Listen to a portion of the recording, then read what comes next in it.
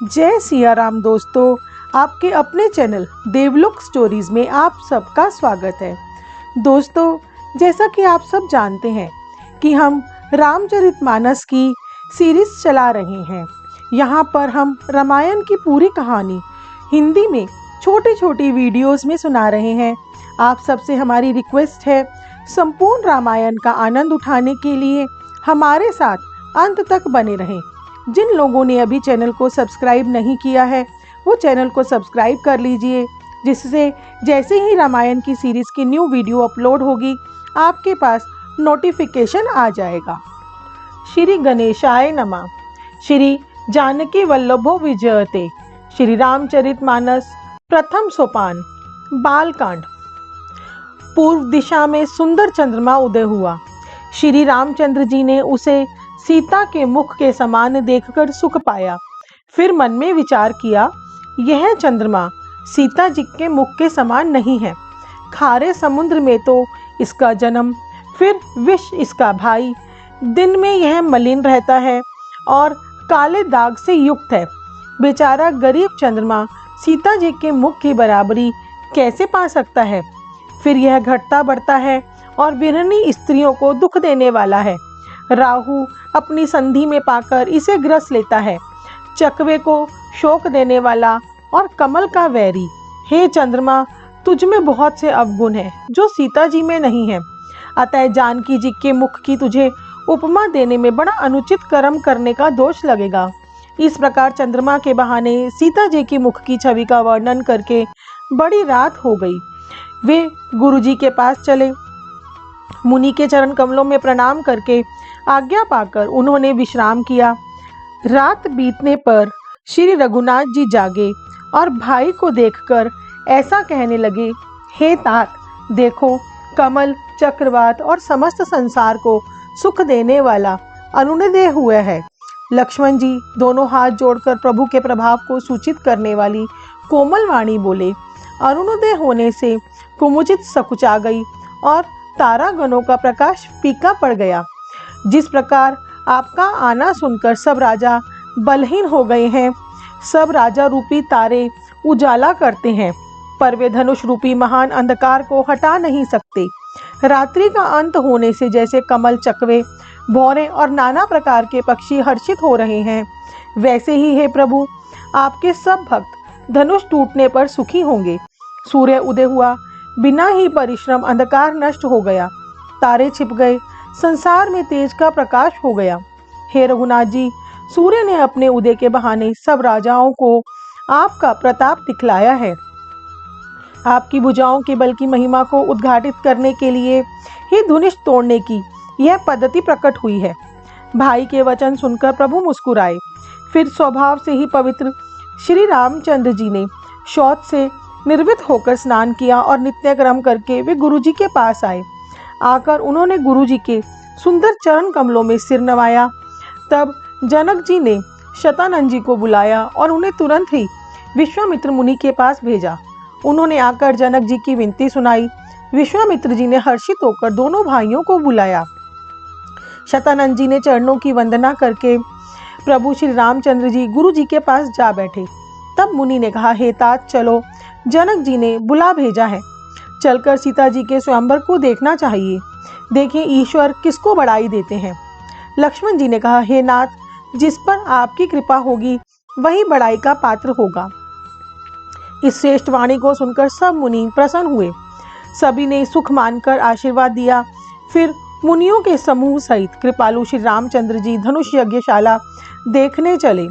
दोनों भाई रंगभूमि में आए। ऐसी खबर जब सब नगरवासियों ने पाई, तब बालक, जवान, बूढ़े, स्त्री, पुरुष सभी घर और कामकाज को भुलाकर चल दिए। जब जनक जी ने देखा कि बड़ी भीड़ हो गई है, तब उन्होंने सब विश्वासपात्र सेवकों को बुला लिया और कहा, तुम लोग तुरंत सब लोगों के पास जाओ और सब किसी को यथा योग्य आसन दो। उन सेवकों ने कोमल और नम्र वचन कहकर उत्तम, मध्यम, नीच और लघु स्त्री पुरुषों को अपने अपने योग्य स्थान पर बिठाया। उसी समय राजकुमार वहां आए, मानो साक्षात मनोहरता ही उनके शरीरों पर छा रही हो। सुंदर, सांवला और गोरा उनका शरीर है। वे गुणों के समुद्र, चतुर और उत्तम वीर है। वे राजाओं के समाज में ऐसे सुशोभित हो रहे हैं मानो तारागणों के बीच दो पूर्ण चंद्रमा हो। जिनकी जैसी भावना थी प्रभु की मूर्ति उन्होंने वैसी ही देखी। महान राजा लोग श्री रामचंद्र जी के रूप को ऐसे देख रहे हैं मानो स्वयं वीर रस शरीर धारण किए हुए हों। कुटिल राजा प्रभु को देखकर डर गए, मानो बड़ी भयानक मूर्ति हो। छल से जो राक्षस वहां राजाओं के वेश में बैठे थे, उन्होंने प्रभु को प्रत्यक्ष काल के समान देखा। नगर वासियों ने दोनों भाइयों को मनुष्य के भूषण रूप और नेत्रों को सुख देने वाले देखा।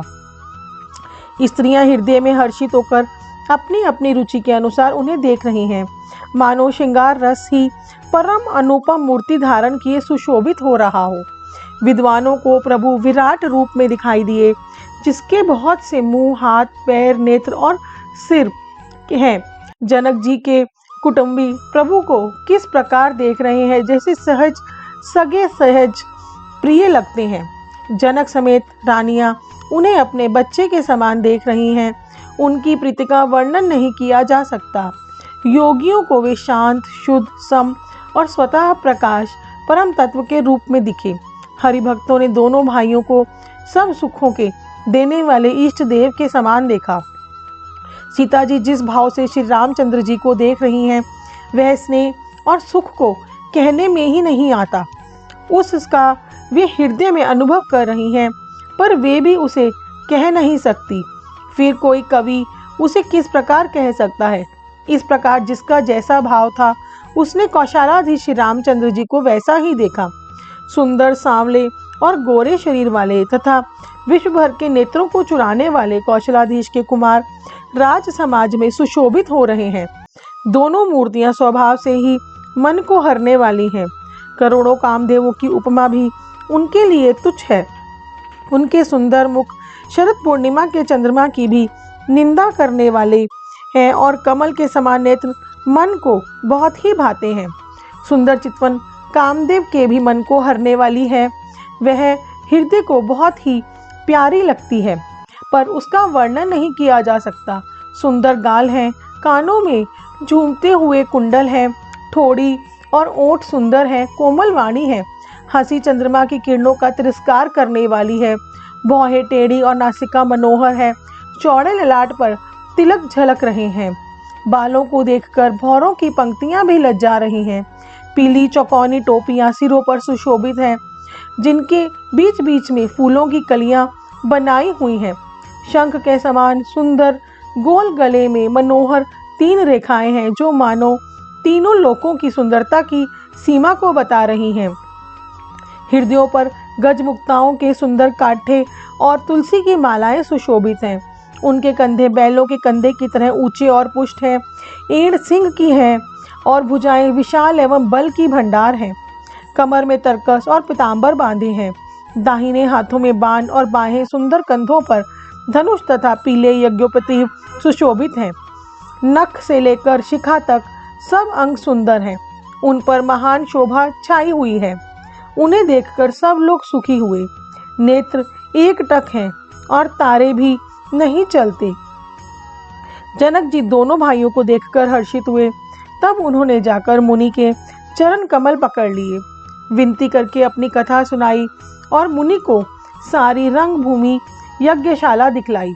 मुनि के साथ दोनों श्रेष्ठ राजकुमार जहां तहां जाते रहे, वहां वहां सब कोई आश्चर्यचकित हो देखने लगते हैं। सब ने राम जी को अपनी अपनी ओर से मुख किए हुए देखा, परंतु इसका कुछ भी विशेष रहस्य कोई नहीं जान सका। मुनि ने राजा से कहा, रंग भूमि की रचना बड़ी सुंदर है।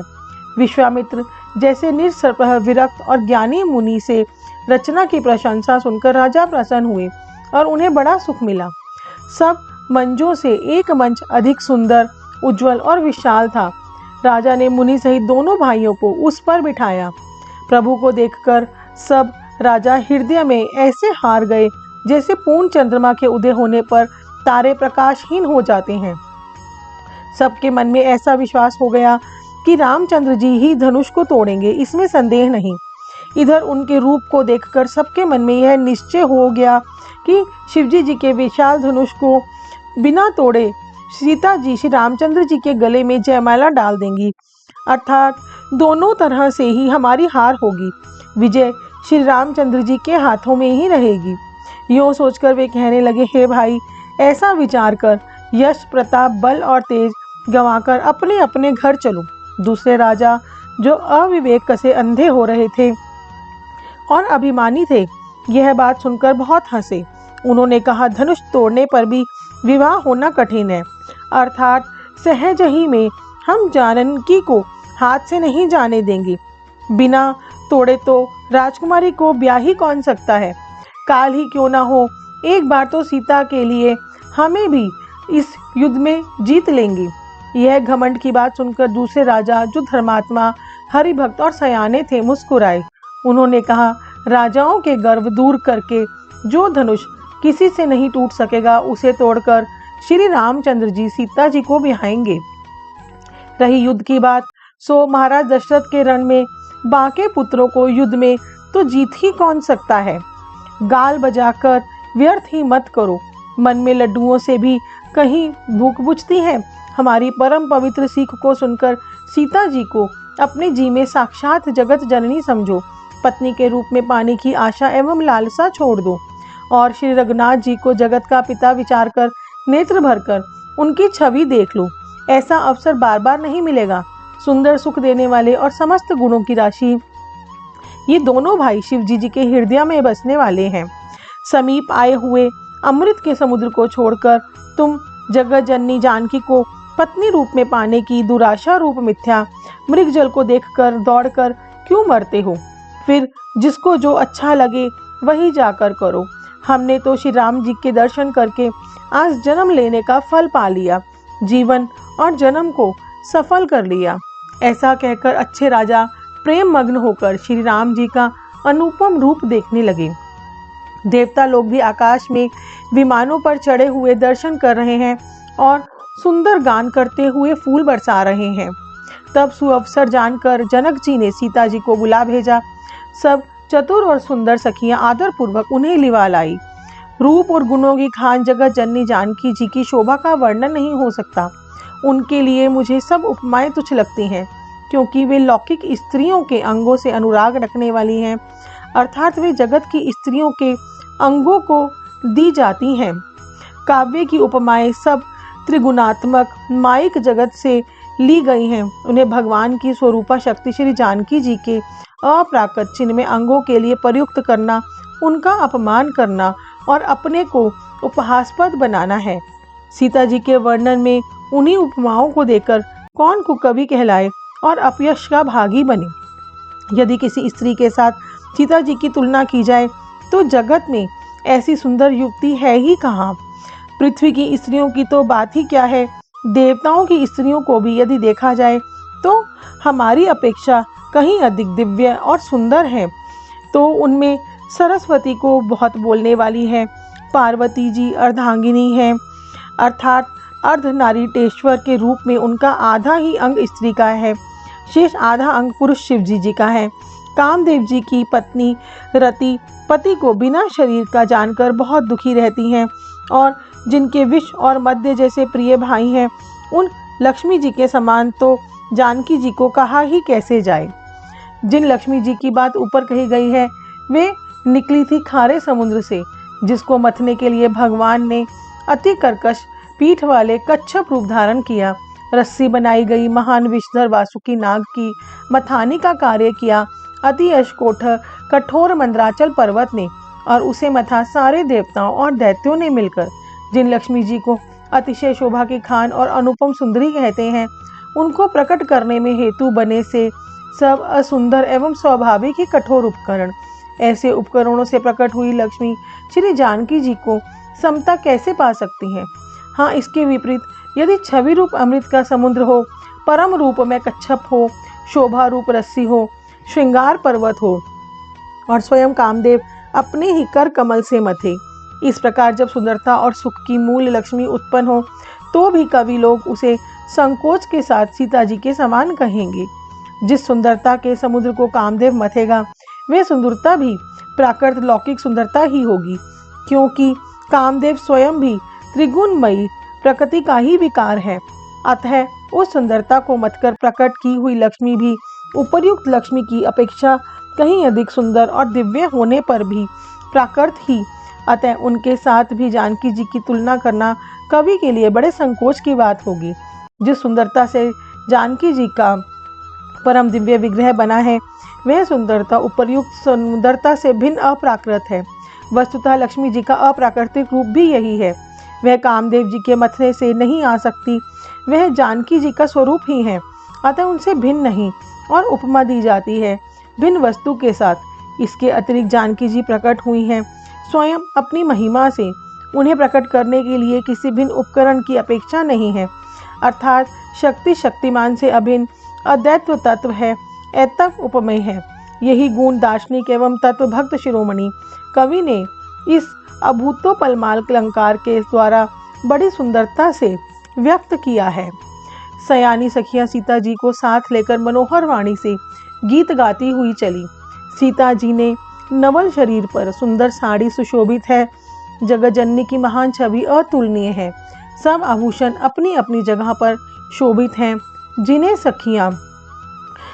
सखियों ने अंग अंग में भली भांति सजाकर पहनाया है। जब सीता जी ने रंग रूपी में पैर रखा, तब उनका रूप देखकर स्त्री पुरुष सभी मोहित हो गए। देवताओं ने हर्षित होकर नगाड़े बजाए और पुष्प बरसाकर अप्सराएं गाने लगी।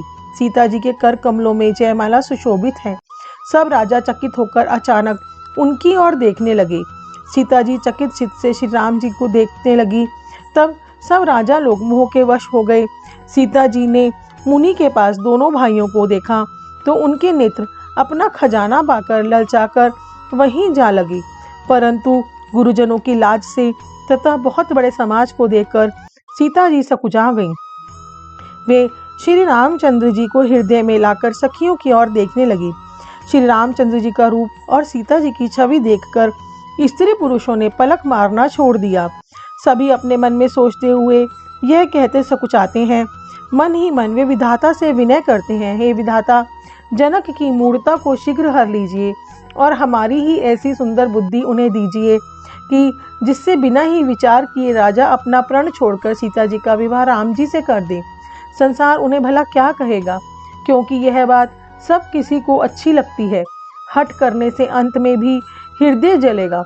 सब लोग इसी लालसा में मग्न हो रहे हैं कि जानकी जी के योग्य वर तो यह सांवला ही है। तब राजा जनक के बंदीजनों को बुलाया। वे विदुलावली गाते हुए चले आए। राजा ने कहा, जाकर मेरा प्रण सबसे कहो, भाट चले। उनके हृदय में कम आनंद न था। भाटों ने श्रेष्ठ वचन कहा, हे पृथ्वी की पालना करने वाले सब राजागण, सुनिए, हम अपनी भुजा उठाकर जनक जी का विशाल प्रण कहते हैं। राजाओं की भुजाओं का बल चंद्रमा है, शिवजी जी का धनुष राहु है, वह भारी है, कठोर है, यह सबको विदित है। बड़े भारी योद्धा रावण और बाणासुर भी इस धनुष को देखकर चुपके चुपके से चलते बने। उसे उठाना तो दूर रहा, छूने तक की हिम्मत ना हुई। उसी शिवजी जी के कठोर धनुष को आज इस राज समाज में जो भी तोड़ेगा, तीनों लोकों की विजय के साथ ही उसको जानकी जी बिना किसी विचार के हठ पूर्वक वरण करेंगी। प्रण सुनकर सब राजा ललचा उठे। वे वीरता के अभिमानी थे। वे मन में बहुत ही तमतमाए कमर कसकर अकुलाकर उठे और अपने इष्ट देवों को सिर नवाकर बोले। वे बड़े ताव से शिवजी जी के धनुष की ओर देखते हैं और फिर निगाह जमाकर उसे पकड़ते हैं। करोड़ों भांति से लोग जोर लगाते हैं, पर वह उठता ही नहीं। जिन राजाओं के मन में कुछ विवेक है, वे धनुष के पास ही नहीं जाते। वे मूर्ख राजा किटकिटाकर धनुष को पकड़ते हैं, परंतु जब नहीं उठता तो लजाकर चले जाते हैं। मानो वीरों की भुजाओं का बल पाकर वह धनुष अधिक अधिक भारी होता जाता है। तब 10,000 राजा एक ही बार धनुष को उठाने लगे, तो भी वह उनके ताले नहीं टलता। शिवजी जी का वह धनुष कैसे नहीं दिखता था, जैसे कामी पुरुषों के वचनों में सती का मन चलानमय नहीं होता। सब राजा उपहास के योग्य हो गए, जैसे वैराग्य के बिना सन्यासी उपहास के योग्य हो जाता है। कीर्ति, विजय, बड़ी वीरता, इन सबको वे धनुष के हाथों बरबस हार कर चले गए। राजा लोग हृदय से हार कर चिरहीन हो गए। और अपने अपने समाज में जा बैठे। राजाओं को असफल देखकर जनक अकुला उठे और ऐसे वचन बोले जो मानो क्रोध में सने हुए हैं। मैंने जो प्रण ठाना था उसे सुनकर द्वीप द्वीप के अनेकों राजा आए। देवता और दैत्य भी मनुष्य का शीर धारण करके आए तथा और भी बहुत से रणधीर वीर आए, परंतु धनुष को तोड़कर मनोहर कन्या, बड़ी विजय और अत्यंत सुंदर कीर्ति को पाने वाले मानव ब्रह्मा ने किसी को रचा ही नहीं। कहिए ये लाभ किसको अच्छा नहीं लगता, परंतु किसी ने भी शंकर जी का धनुष नहीं चढ़ाया। अरे भाई, चढ़ाना और तोड़ना तो दूर की बात, कोई तिलभर भूमि भी छुड़ा न सका। सब कोई वीरता का अभिमानी नाराज न हो। मैंने जान लिया पृथ्वी वीरों से खाली हो गई है। अब आशा छोड़कर अपने अपने घर जाओ। ब्रह्मा ने सीता का विवाह लिखा ही नहीं। यदि प्रण छोड़ता हूँ तो पुण्य जाता है, इसीलिए क्या करूँ, कन्याकुमारी ही रहे। यदि मैं जानता कि पृथ्वी वीरों से शून्य है तो प्रण करके उपहास का पात्र न बनता। जनक के वचन सुनकर सभी स्त्री पुरुष जानकी जी की ओर देखकर दुखी हुए, परंतु लक्ष्मण जी तमतमा उठे। उनकी भौहें टेढ़ी हो गई, होंठ फड़कने लगे और नेत्र क्रोध से लाल हो गए। श्री रघुवीर जी के डर से कुछ कहे तो सकते नहीं, पर जनक के वचन उन्हें बांझ से लगे। श्री रामचंद्र के चरण कमलों में सिर नवाकर वे यथार्थ वचन बोले। रघुवंशियों में कोई भी जहाँ होता है उस समाज में ऐसे वचन कोई नहीं कहता जैसे अनुचित वचन रघुकुल शिरोमणि श्री रामचंद्र जी को उपस्थित जानते हुए भी जनक जी ने कहे हैं। हे सूर्य कुल रूपी कमल के सूर्य, सुनिए, मैं स्वभाव ही से कहता हूँ, कुछ अभिमान करके नहीं। यदि आपकी आज्ञा पाऊँ तो मैं ब्रह्मांड को गेंद की तरह उठा लूँ और उसे कच्चे घड़े की तरह फोड़ डालूं। मैं सुमेरु पर्वत को मूली की तरह तोड़ सकता हूँ। और हे भगवान, आपके प्रताप की महिमा से यह बेचारा पुराना धनुष तो कोई चीज है। ऐसा जानकर हे नाथ, आज्ञा हो तो कुछ खेल खेलूं, उसे भी देखिए। धनुष को कमल की डंडी की तरह चढ़ाकर उसे 100 योजन तक दौड़ा लिए चला जाऊं। हे नाथ, आपके प्रताप के बल से धनुष को बरसाती छत्ते की तरह ओढ़ लूं। यदि ऐसा ना करूं तो प्रभु के चरणों की शपथ है, फिर मैं धनुष और तरकश को कभी हाथ में भी न लूंगा। जो ही लक्ष्मण जी क्रोध भरे वचन बोले कि पृथ्वी डगमगा उठी और दिशाओं के हाथी कांप गए। सभी लोग और सब राजा डर गए। सीता जी के हृदय में हर्ष हुआ और जनक जी सकुचा गए। गुरु विश्वामित्र जी, श्री रघुनाथ जी और सब मुनि मन में प्रसन्न हुए और बार बार पुलकित होने लगे। श्री रामचंद्र जी के इशारे से लक्ष्मण को मना किया और प्रेम सहित अपने पास बिठा लिया। विश्वामित्र जी शुभ समय जानकर अत्यंत प्रेम भरी वाणी में बोले, हे राम, उठो, शिवजी जी का धनुष तोड़ो और हे तात, जनक का संताप मिटाओ। गुरु के वचन सुनकर श्री राम जी ने चरणों में सिर नवाया। उनके मन में न हर्ष हुआ न विषाद, और वे अपनी खड़े होने की शान से जवान सिंह को भी लजाते हुए सहज स्वभाव से ही उठ खड़े हुए। मद रूपी उदयाचल रूप रघुनाथ जी रूपी बाल सूर्य के उदय होते ही सब संत रूपी कमल खिल उठे और नेत्र रूपी भौरे हर्षित हो गए। राजाओं की आशा रूपी रात्रि नष्ट हो गई। उनके वचन रूपी तारों के समूह का चमकना बंद हो गया।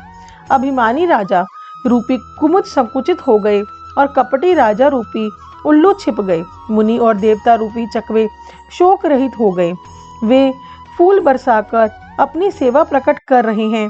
प्रेम सहित गुरु के चरणों की वंदना करके श्री रामचंद्र जी ने मुनियों से आज्ञा मांगी। समस्त जगत के स्वामी श्री राम जी सुंदर मत वाले श्रेष्ठ हाथी किसी चाल से स्वाभाविक ही चले। श्री रामचंद्र जी के चलने पर ही नगर भर के सब स्त्री पुरुष सुखी हो गए और उनके शरीर रोमांचन हो भर गए। उन्होंने पितर और देवताओं की वंदना करके अपने पुण्यों का स्मरण किया। यदि हमारे पुण्यों का कुछ भी प्रभाव हो तो हे गणेश गोसाई, रामचंद्र जी शिवजी जी के धनुष को कमल की डंडी की भांति तोड़ डालें। श्री रामचंद्र जी को प्रेम के साथ देखकर और सखियों को समीप बुलाकर सीता जी की माता स्नेहवश विलाप करती हुई सी ये वचन बोली, हे सखी, ये तो हमारे हितु कहलाते हैं। वे ही सब हताश तमाशा देखने वाले हैं। कोई भी गुरु विश्वामित्र को समझा कर नहीं सकता कि रामचंद्र जी ये तो बालक हैं, इनके लिए ऐसा हट अच्छा नहीं है। जो धनुष रावण और बाण जैसे दिग्विजय वीरों से हिलाए न हिला, उसे तोड़ने के लिए मुनि विश्वामित्र जी का राम जी को आज्ञा देना और राम जी का उसे तोड़ने के लिए चल देना रानी को हट जान पड़ा। इसीलिए वे कहने लगी कि गुरु विश्वामित्र जी को कोई समझाता क्यों नहीं। रावण और बाणासुर ने जिस धनुष को छुआ तक नहीं और सब राजा घमंड करके हार गए, वही धनुष इस सुकुमार राजकुमार के हाथ में दे रहे हैं। हंस के बच्चे भी कहीं मंदराचल पहाड़ उठा सकते हैं, और तो कोई समझाकर कहे ना कहे, राजा तो बड़े समझदार और ज्ञानी हैं, उन्हें तो गुरु को समझाने की चेष्टा करनी चाहिए थी, परंतु मालूम होता है राजा का भी सारा सयानापन समाप्त हो गया है। हे सखी, विधाता की गति कुछ जानने से नहीं आती। तब एक चतुर सखी कोमल वाणी से बोली, हे रानी, तेजवान को छोटा नहीं गिनना चाहिए। कहाँ घड़े से उत्पन्न होने वाले मुनि अगस्त्य और कहाँ अपार समुद्र, किंतु उन्होंने उसे सोख लिया जिसका सुयश सारे संसार में छाया हुआ है। सूर्यमंडल देखने में छोटा लगता है, पर उसके उदय होते ही तीनों लोकों का अंधकार भाग जाता है। जिसके वश में ब्रह्मा, विष्णु, शिव और सभी देवता हैं, वह मंत्र अत्यंत छोटा होता है। महान मत वाले गजराज को छोटा सा अंकुश वश में कर लेता है। कामदेव ने फूलों का ही धनुष बाण अपने लेकर समस्त लोकों को अपने वश में कर रखा है। हे देवी, ऐसा जानकर संदेह त्याग दीजिए। हे रानी सुनिए, रामचंद्र जी धनुष को अवश्य ही तोड़ेंगे। सखी के वचन सुनकर रानी को विश्वास हो गया। उनकी उदासी मिट गई और श्री रामचंद्र जी के प्रति उनका प्रेम अत्यंत बढ़ गया। उस समय श्री रामचंद्र जी को देखकर सीता जी भयभीत हृदय से जिस तिस से विनती कर रही हैं, वे व्याकुल होकर मनी मन मना रही हैं, हे महेश भवानी, मुझ पर प्रसन्न होकर मैंने आपकी जो सेवा की है उसे सफल कीजिए और मुझ पर स्नेह करके धनुष के भारी मन को हर लीजिए। हे गणों के नायक, वर देने वाले देवता गणेश जी, मैंने आज ही के लिए तुम्हारी सेवा की थी। बार बार मेरी विनती सुनकर धनुष का भारीपन बहुत ही कम कर दीजिए। श्री रघुनाथ जी की ओर देख देख कर सीता जी धीरज धरकर देवताओं को मना रही हैं। उनके नेत्रों में प्रेम के आंसू भरे हैं और शरीर में रोमांच हो रहा है। अच्छी तरह नेत्र भरकर श्री राम जी की शोभा देखकर फिर पिता के प्रण का स्मरण करके सीता जी का मन शुद्ध हो उठा। वे मन ही मन कहने लगी, ओह, पिताजी ने बड़ा ही कठिन हठ ठाना है। वे लाभ हानि कुछ भी नहीं समझ सके। मंत्री डर रहे हैं, इसलिए कोई उन्हें सीख भी नहीं देता। पंडितों की सभा में यह बड़ा अनुचित हो रहा है। कहाँ तो वज्र से भी बढ़कर कठोर धनुष और कहाँ ये कोमल शरीर किशोर श्याम सुंदर। हे विधाता, मैं हृदय में किस तरह धीरज धरूं। सिरस के फूल के कण से कहीं हीरा छेदा जाता है। भारी सभा की बुद्धि भोली हो गई है। अतः शिवजी जी के धनुष, अब तो मुझे तुम्हारा ही आसरा है। तुम अपनी जड़ता लोगों पर डालकर श्री रघुनाथ जी को देखकर हल्के हो जाओ। इस प्रकार सीता जी के मन में बड़ा ही संताप हो रहा है। निमेष का एक लव भी 100 युगों के समान बीत रहा है।